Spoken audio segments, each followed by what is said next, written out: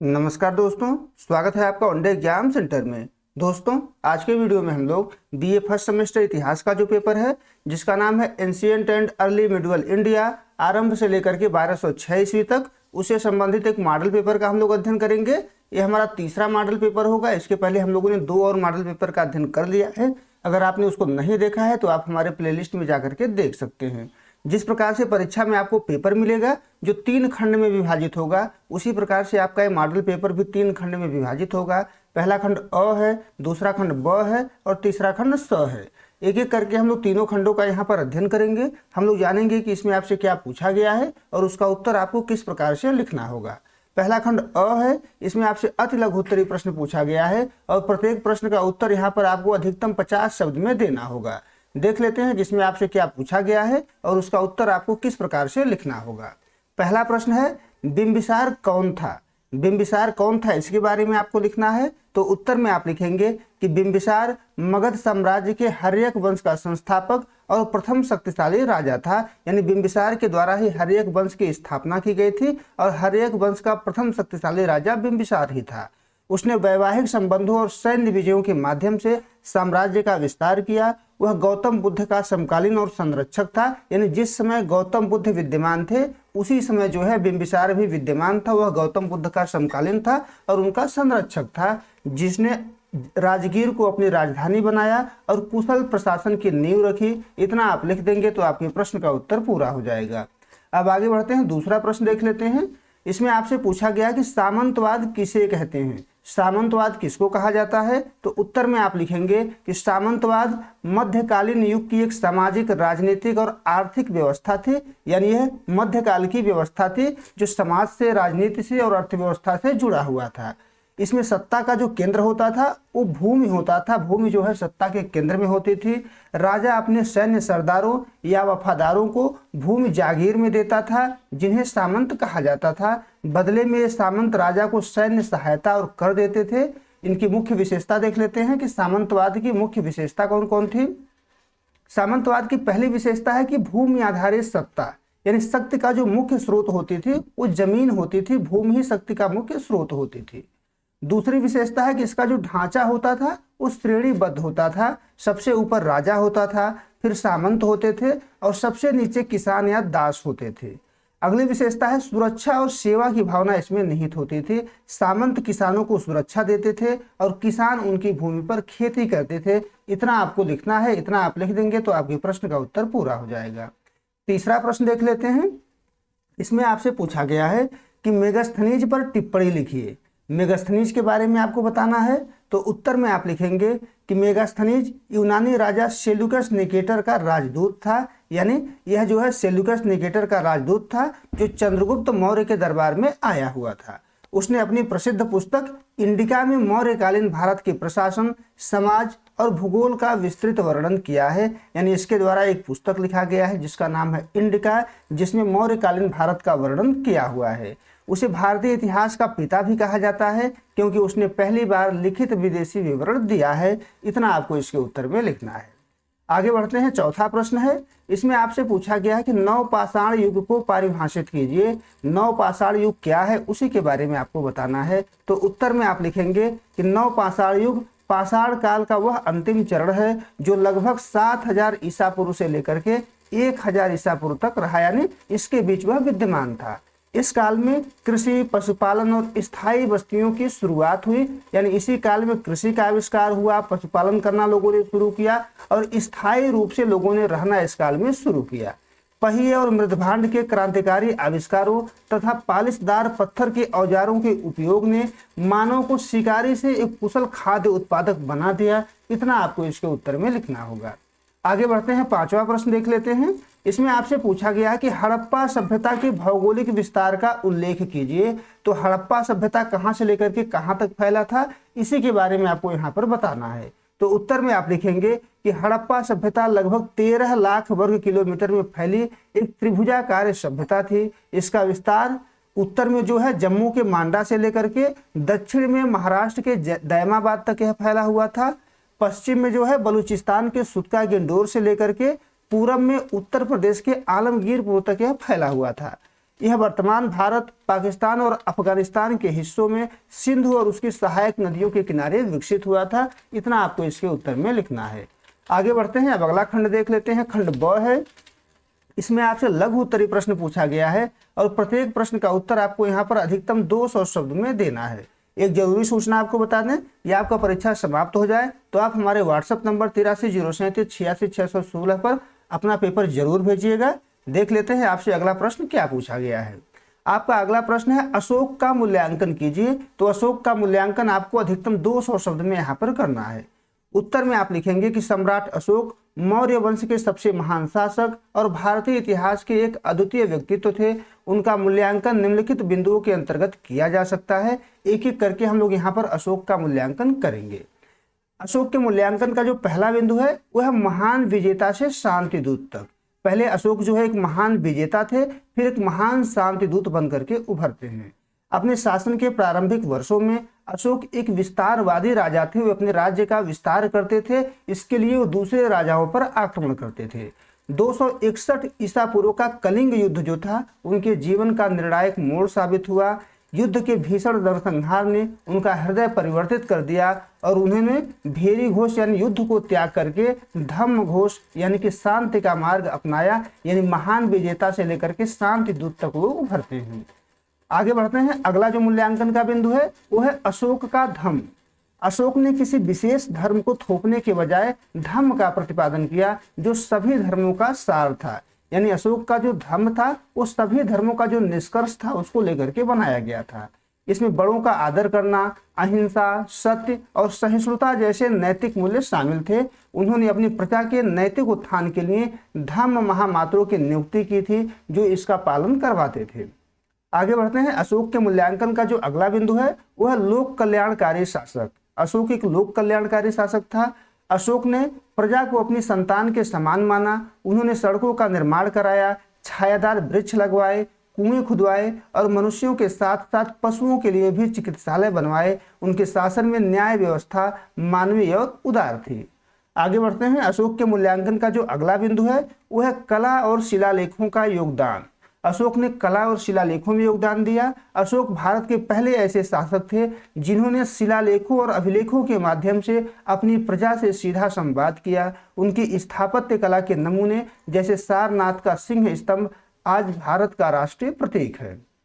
अशोक के मूल्यांकन का जो अगला आधार है वह है बौद्ध धर्म का प्रसार। यानी अशोक ने बौद्ध धर्म का प्रचार प्रसार किया। अशोक ने बौद्ध धर्म को न केवल अपनाया बल्कि उसे विश्व धर्म बनाने में महत्वपूर्ण भूमिका निभाई। उन्होंने अपने पुत्र महेंद्र को और अपनी पुत्री संघमित्रा को श्रीलंका भेजा और तृतीय बौद्ध संगीत का भी आयोजन इनके द्वारा किया गया।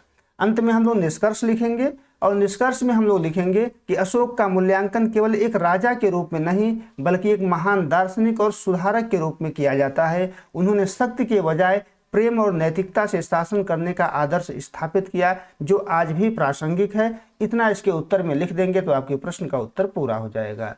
अब आगे बढ़ते हैं, 7वां प्रश्न देख लेते हैं। इसमें आपसे पूछा गया है कि हड़प्पा सभ्यता के स्वरूप पर संक्षिप्त प्रकाश डालें। तो हड़प्पा सभ्यता का स्वरूप किस प्रकार का था उसी के बारे में आपको यहाँ पर लिखना है। तो उत्तर में आप लिखेंगे कि हड़प्पा सभ्यता विश्व की प्रथम नियोजित शहरी सभ्यता थी जो अपने उत्कृष्ट नागरिक अनुशासन और व्यापारिक कौशल के लिए जानी जाती है। इसका स्वरूप एक आधुनिक और प्रगतिशील समाज का था जिसने भारतीय उपमहाद्वीप में नगरीकरण की नींव रखी। हड़प्पा सभ्यता के स्वरूप को निम्न बिंदु में समझ सकते हैं। एक एक करके हम लोग यहाँ पर उसका अध्ययन करेंगे। पहला है नगरीय स्वरूप। यानी हड़प्पा सभ्यता का जो स्वरूप था वो एक नगरीय सभ्यता था। यह विश्व की प्रथम नियोजित शहरी सभ्यता थी। यहाँ के शहर जो थे वो ग्रिड पद्धति यानी जाल की तरह बसे हुए थे जहाँ पर सड़कें एक दूसरे को समकोण पर काटती थीं। पक्की ईंटों के घर और ढली हुई जल निकासी प्रणाली इसकी उच्च तकनीकी को दर्शाती है। आगे बढ़ते हैं, इसका जो अगला स्वरूप है वो है कांस्य युगीन सभ्यता। यानी हड़प्पा जो है एक कांस्य युगीन सभ्यता थी। तकनीकी रूप से यह एक कांस्य युगीन सभ्यता थी। यहाँ के लोगों ने तांबे और टीन को मिलाकर कांसा बनाने की कला सीख ली थी। पत्थर के साथ साथ कांसे के औजार और मूर्तियों का व्यापक प्रयोग इनके उन्नत शिल्प कौशल का प्रमाण है। अगला जो इनका स्वरूप है वो है व्यापार प्रधान अर्थव्यवस्था। यानी इनकी अर्थव्यवस्था में व्यापार की प्रधानता थी। हड़प्पा का स्वरूप मुख्य रूप से व्यापारिक था। हालांकि कृषि इस सभ्यता की आधार थी, लेकिन विदेशी व्यापार, विशेष करके मेसोपोटामिया के साथ व्यापार इनका बहुत उन्नत था। लोथल जैसा बंदरगाह और मानकीकृत बाट माप की प्रणाली एक संगठित वाणिज्यिक ढांचे की ओर इशारा करती है। आगे बढ़ते हैं। अगला जो स्वरूप है वह शांतिप्रिय एवं केंद्रीकृत समाज, यानी हड़प्पा सभ्यता का जो समाज था वो अत्यंत शांतिप्रिय समाज था और एक केंद्रीकृत समाज था। पुरातत्वविदों को यहाँ से भारी मात्रा में युद्ध के हथियार नहीं मिले हैं, जिससे पता चलता है कि यह एक शांतिप्रिय सभ्यता थी। यहाँ का शासन संभवतः बड़े यानी व्यापारी वर्ग या किसी केंद्रीय शक्ति द्वारा संचालित होता था। हड़प्पा सभ्यता का स्वरूप जो अगला है वह धार्मिक एवं सांस्कृतिक स्वरूप।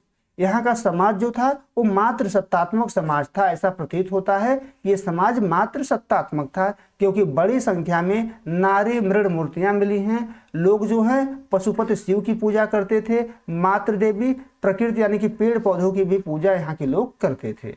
अंत में हम लोग निष्कर्ष लिखेंगे और निष्कर्ष में हमको लिखना है कि हड़प्पा सभ्यता का स्वरूप अत्यंत आधुनिक, धर्मनिरपेक्ष और संगठित था, जिसने आने वाली भारतीय संस्कृतियों के लिए एक ठोस आधार तैयार किया। इतना आप लिख देंगे तो आपके प्रश्न का उत्तर पूरा हो जाएगा। अब आगे बढ़ते हैं, 8वां प्रश्न देख लेते हैं। इसमें आपसे पूछा गया है कि भारत पर अरब आक्रमण के कारणों और परिणाम का वर्णन कीजिए। यानी भारत पर अरब आक्रमण क्यों हुआ उसके कारण आपको बताना है, फिर उसके क्या परिणाम हुए, उन परिणामों की भी चर्चा आपको यहाँ पर करनी है। तो उत्तर में आप लिखेंगे कि 8वीं शताब्दी के प्रारंभ में मोहम्मद बिन कासिम के नेतृत्व में हुआ अरब आक्रमण भारतीय इतिहास की एक युगांतरकारी घटना थी। इसने न केवल भारत के द्वार विदेशी आक्रमणकारियों के लिए खोले, बल्कि दो महान संस्कृतियों के बीच एक जटिल ऐतिहासिक संवाद की शुरुआत की। अब देख लेते हैं कि अरब आक्रमण के मुख्य कारण कौन कौन से हैं। पहला कारण है साम्राज्य विस्तार। उमैयद खलीफाओं की साम्राज्यवादी नीति के तहत अरब पूरी दुनिया में इस्लाम का विस्तार करना चाहते थे, यानी अपने साम्राज्य के विस्तार के लिए उन्होंने भारत पर आक्रमण किया। अगला जो कारण है वो है आर्थिक लालच। भारत की अपार धन संपदा और समृद्धि, व्यापारिक बंदरगाहों पर नियंत्रण पाना अरबों का प्रमुख उद्देश्य था और इस कारण से भी उन्होंने भारत पर आक्रमण किया। अगला जो कारण है वह तात्कालिक कारण, जहाजों की लूट थी। श्रीलंका के राजा द्वारा खलीफा और इराक के गवर्नर अल हज्जाज के लिए भेजे गए उपहारों को सिंध के देवल बंदरगाह के पास समुद्री डाकुओं ने लूट लिया था। सिंध के राजा दाहिर द्वारा इसका हर्जाना देने से मना करने पर आक्रमण का आदेश दिया गया था। यही आक्रमण का तात्कालिक कारण माना जाता है। अब जान लेते हैं कि आक्रमण के परिणाम क्या हुए। इस आक्रमण के कौन कौन से परिणाम हुए। पहला है राजनीतिक परिणाम। अरबों की जीत केवल सिंध और मुल्तान तक सीमित रही। वे भारत के आंतरिक भागों की ओर बढ़ने में असफल रहे, लेकिन उन्होंने बाद के तुर्की आक्रमणों के लिए मार्ग प्रशस्त कर दिया। ये इसका राजनीतिक परिणाम हुआ। दूसरा है सांस्कृतिक विनिमय।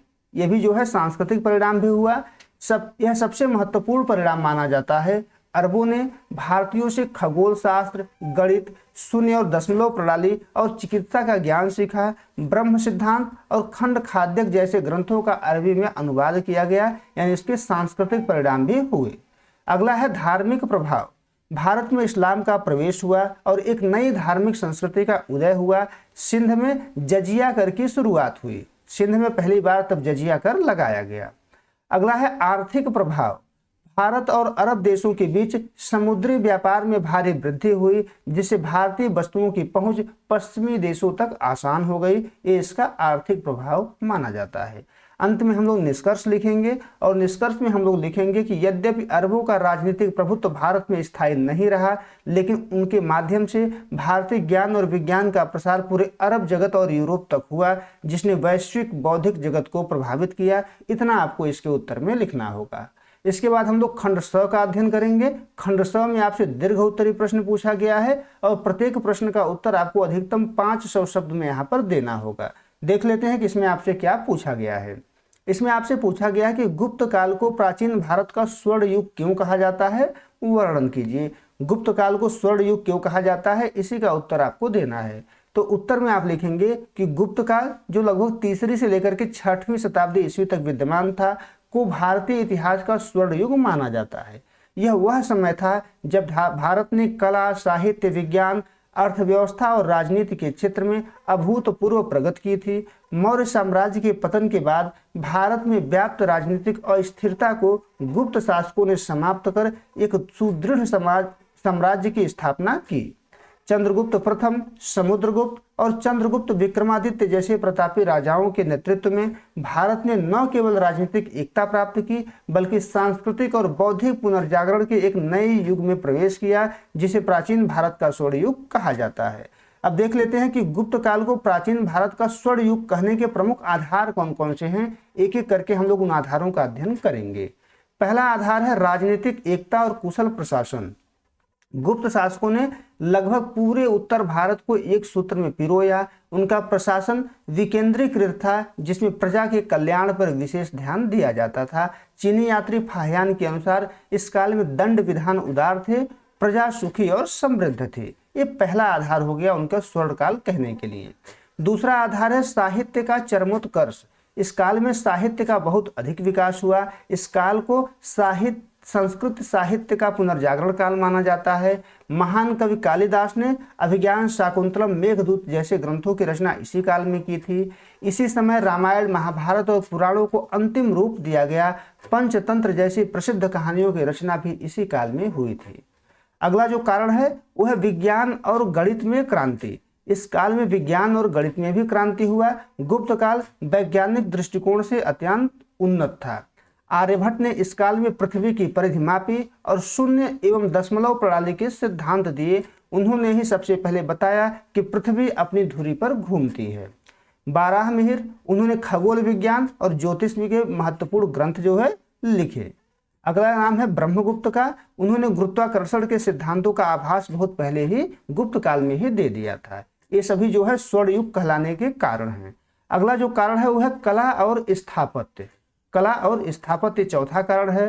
भारतीय मंदिर निर्माण की कला की शुरुआत इसी काल से हुई, यानी गुप्त काल से ही मंदिर निर्माण की कला की शुरुआत मानी जाती है। झांसी का जो देवगढ़ मंदिर है ये प्रमुख मंदिर है, इसका उदाहरण इसमें दिया जाता है।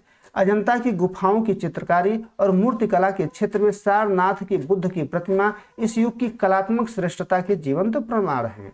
लौह स्तंभ जो आज भी मेहरौली में विद्यमान है, गुप्तकालीन धातु विज्ञान की कुशलता का लोहा मनवाता है, क्योंकि इसमें सदियों बाद भी जंग नहीं लगा है।